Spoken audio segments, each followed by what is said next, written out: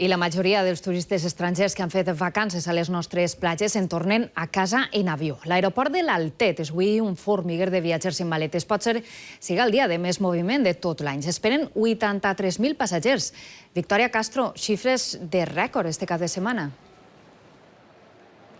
Sí, ara és l'hora de dinar, s'ha reduït, però això ha sigut un anar i vindre continuat de maletes i viatgers.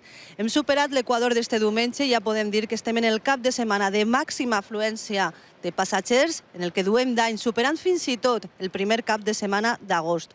Ahir va ser el dia on es va batre el rècord amb 46.100 passatgers distribuïts en 266 operacions. Per avui passaran per ací més de 37.000 persones. Una vegada més, russos i britànics són els turistes internacionals que han registrat un augment més significatiu aquest estiu.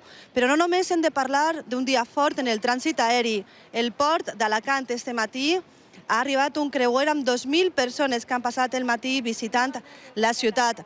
I a les carreteres, precaució perquè encetem una de les vesprades més fortes d'esta operació especial de trànsit.